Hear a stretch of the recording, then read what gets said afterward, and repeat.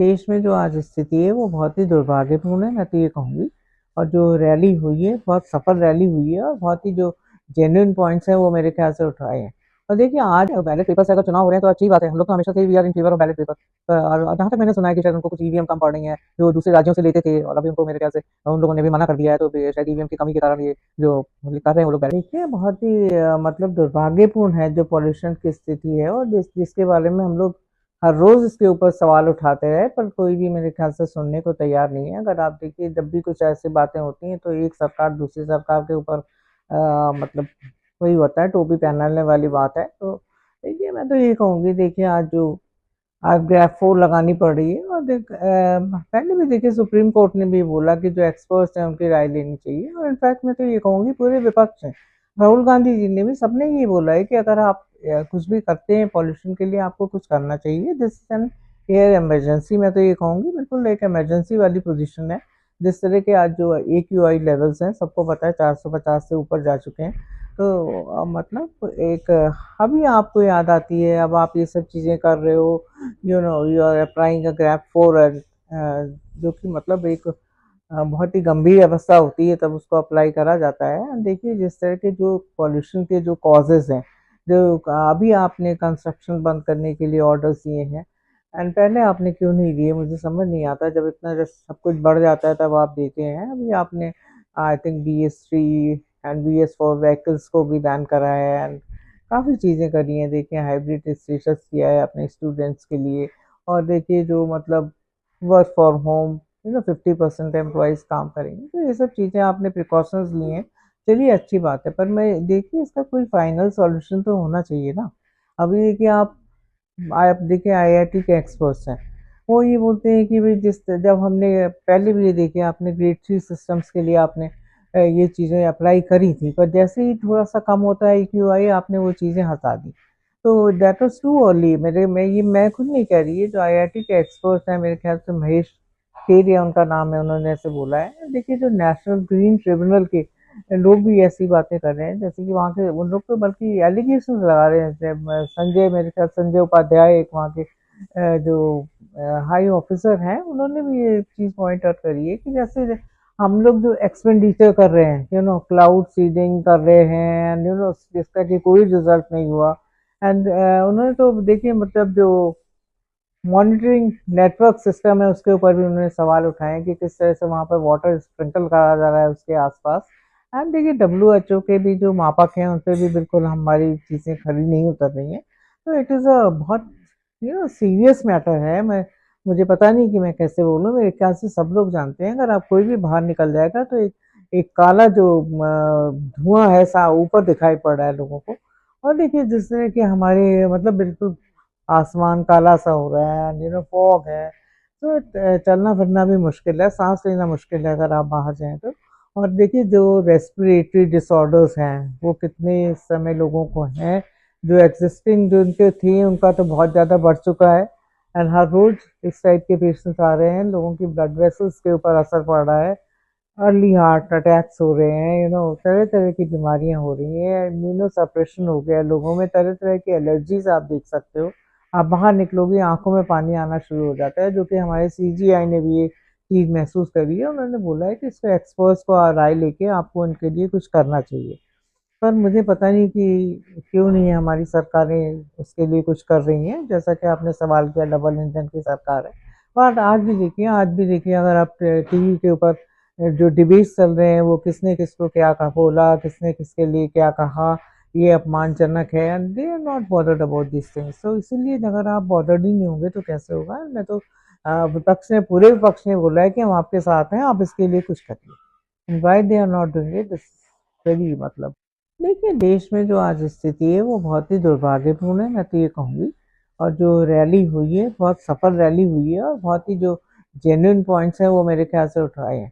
और देखिए आज वो स्थिति है जबकि पूरा विपक्ष जो है मतलब इन चीज़ों के ऊपर सवाल उठा रहा है। जो एक प्रक्रिया है, चुनाव की प्रक्रिया है, जो कि मैं बोलूँगी कि बहुत ही एक लोकतंत्र के लिए एक बहुत शर्म की बात है यदि लोगों को उनके चुनाव के ऊपर विश्वास नहीं है।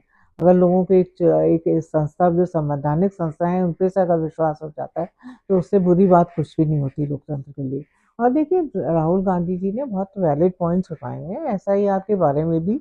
उन्होंने बार-बार क्वेश्चंस पूछे और कुछ भी किसी भी चुनाव आयोग से कोई भी आंसर उन्हें नहीं मिला। इनफैक्ट उन्होंने तो जो हमारे चुनाव आयोग के तीनों लोग आयुक्त हैं सबके बारे में ही उन्होंने नाम लेकर उन्होंने बोला है फ्रैंकली, और बिल्कुल क्लियरली बोला है, ओपनली बोला है कि जो भी चाहे वो विवेक जोशी जी हों, चाहे वो ज्ञानेश कुमार हो, चाहे वो सुखविंदर सिंधु हो, तो उनको सबके लिए उन्होंने ये बोला है कि इन चीज़ों के जवाब हमें आज तक नहीं मिले। और देखिए हम लोग ने बड़े ही वैलिड पॉइंट्स उठाए थे, लेकर हम सब चाहते हैं कि जो चुनाव है वो मतलब ठीक से हो। बेसिकली हमने एक मशीन रीडेबल लिस्ट मांगी थी 1 महीने पहले देने के लिए। इसके ऊपर भी देखिए इन्होंने कोई संज्ञान नहीं लिया। इनसे जब पूछा गया कि भाई आपने सीजीआई को आपने क्यों हटा दिया उसमें से, उसके ऊपर भी मतलब कोई संज्ञान नहीं लिया चुनाव आयोग के सिलेक्शन से। फिर हमने ये भी पूछा कि भाई आपने ये इम्यूनिटी जो दे दी है चुनाव आयुक्त को कि कोई इनके ऊपर एफआईआर नहीं कर सकता, कोई उनसे क्वेश्चन नहीं पूछ सकता, उसके ऊपर भी कोई जवाब नहीं मिला हमें। देखिए पार्लियामेंट में भी ये सवाल उठाया है, बार बार उठाया है, पर इस पे मेरे ख्याल से काफ़ी बहस भी हुई है। एंड काफ़ी मेरे ख्याल से हमारे जो गृह मंत्री थे वो बहुत नाराज़ भी हो गए थे। ही वॉज काफ़ी वो मतलब डिफेंसिव सा प्ले करने लग गए थे। और भी चीज़ें हैं जैसे कि 45 दिन के बाद आप क्यों डिलीट कर देते हैं सीसीटीवी फुटेज को, उसके बारे में भी आपने कोई वो नहीं लिया। ईवीएम के बैलेट पेपर से अगर चुनाव हो रहे हैं तो अच्छी बात है, हम लोग तो हमेशा से we are in favour of ballot paper. और जहाँ तक मैंने सुना है कि शायद उनको कुछ ईवीएम कम पड़ रही है जो दूसरे राज्यों से लेते थे, और अभी उनको मेरे ख्याल से उन लोगों ने भी मना कर दिया है, तो शायद ईवीएम की कमी के कारण ये जो कर रहे हैं वो लोग बैलेट। देखिए ये तो बात है, ये जो भी ओवरऑल जो जीत हुई है मतलब इन निकाय चुनाव वगैरह में, तो बेसिकली तो यूडीएफ का ही मतलब वहाँ पर प्रेजेंस है। जो मैक्सिमम जो सीट्स गई हैं, चाहे आप म्यूनसिपल कॉर्पोरेशन में देख लीजिए उसमें 54 सीट्स मिली हैं उनको। एंड इफ यू गो तो ब्लॉक पंचायत की अगर आप बात करते हैं उनमें 79 सीट्स उनको मिली है मैक्सिमम। एंड ग्राम पंचायत की बात करते हैं तो उसमें 509 समथिंग सीट्स मिली हैं उनको। तो मैक्सिमम तो देखिए यूडीएफ को ही गई है सीट्स। पर देखिए जो त्रिवेंद्रपुरम की बात है, अभी एलडीएफ को रिप्लेस करके बीजेपी को वहाँ 50 सीट्स मिली है, एक हम्बल विक्ट्री हुई है उनके लिए, कॉन्ग्रेचुलेट करते हैं हम उनको। पर देखिए मैंने तो ये देखा है कि मतलब 50 सीट्स मिल गई हैं उनको, एंड वो भी मेरे ख्याल से यूडीएफ को नहीं 19 सीट्स मिली है, 26 समथिंग मेरे ख्याल से एलडीएफ को मिली है। तो देखिए चलिए ठीक है, एक हम्बल विक्ट्री है उनके, हम लोग भी उनको बधाई देते हैं। पर जिस तरह से देखिए मेन स्ट्रीम मीडिया जो है, the way they were projecting this thing कि बीजेपी की एंट्री हो गई है एंड बीजेपी का ये हो गया एंड तो देखिए एक छोटी सी विक्ट्री है उनकी। बाकी तो मैं तो यही कहूँगी कि यूडीएफ का ही वहाँ पे विन विन सिचुएशन है। एंड मेरे ख्याल से असेंबली में भी यूडीएफ की ही। देखिए तो बिल्कुल ऑब्वियस से बात है कि सब कुछ ठीक नहीं है, और जिस तरह के डेटास ये लोग देते हैं, अभी तो देखिए आईएमएफ ने भी इनके डेटास के ऊपर क्वेश्चन उठा दिया है, जिसके लिए कि ये लोग काफ़ी मतलब व्यथित है, या जो भी मतलब बेसिकली तो वो लोग बोलते ही हैं कि हम हैप्पी इंडेक्स और हंगर इंडेक्स वगैरह मानते नहीं है, and we don't they don't believe in. अभी तो बोलते हैं आईएमएफ को भी उन्होंने एक सी ग्रेडिंग दी है, आपको पता ही होगा ये बात है, नेशनल अकाउंट्स स्टैटिस्टिक्स पे उन्होंने तो सीधे सवाल उठा दिया है। तो ये चीज़ों के लिए देखिए ये सवाल तो है ही। और जहाँ तक देखिए रुपया के आप देख लीजिए, आज रुपया कितना 90 पॉइंट समथिंग हो गया है। एंड पहले जब रुपए की कीमत गिरती थी बढ़ती थी तो ये लोग बोलते थे, जब 60 रुपीज़ थी तो सबके सब निकल आते थे, बोलते थे कि सुषमा स्वराज जी कहती थी कि जिस तरह ये केवल एक कागज़ नहीं है, इससे जब रुपया गिरता है तो पीएम की प्रतिष्ठा गिरती है, देश की प्रतिष्ठा गिरती है। एंड बहुत बड़े बड़े सेलिब्रिटीज आप देखिए, चाहे वो अमिताभ बच्चन जी हो, उसको रिपीट करके उन्होंने बोला। एंड चेतन भगत हैं, उन्होंने उनका भी कमेंट आया इसके ऊपर। पीपल लाइक अनुपम खेर, उन्होंने तो बोला कि जिस देश में गंगा रोती है वह अलग अलग टाइप के कमेंट्स आपने, शिल्पा शेट्टी, सेलिब्रिटीज सारे बोलते थे, पर मुझे पता नहीं कि आज वो सेलिब्रिटीज कहाँ हैं। और आज तो देखिए मतलब रुपए के कीमत बढ़ने के फायदे बता रहे वो लोग हम लोग को, है ना। वो बोल रहे हैं कि इससे तो ट्रांसपोर्टर्स का कितना फायदा होगा, मेडिकल टूरिज्म बढ़ेगा, जो रेमिटेंस आ रहा है उसमें कितना फायदा होगा। इस तरह से बातें हो रही हैं कि डॉलर का जो ये प्राइस बढ़ गया है, but they are not bothered about the unemployment, inflation, and जो क्रूड ऑयल का क्या प्राइस होगा, इन सब चीज़ों के बारे में वो बॉदर्ड नहीं है। और देखिए हमारी तो वित्त मंत्री जी हैं निर्मला सीतारमन जी, उन्होंने बोला कि भाई रुपया अपना लेवल खुद बना लेगा। सेम काइंड ऑफ चीज़ें आरबीआई से आ रही हैं, तो मतलब बहुत मतलब बड़ी हास्यास्पद है। और इनफैक्ट हमें तो लगता है क्या बोलूं इसके ऊपर, बिकॉज दे उनके लिए तो हर चीज़ का एक्सप्लेनेशन है। और देखिए जो जिस तरह से सच सच बात ये है कि आज देश में कोई बचत नहीं है, 50 साल की मिनिमम बचत है। अगर आप जो फॉरेन इन्वेस्टमेंट आता है वो भी मिनिमम है सर।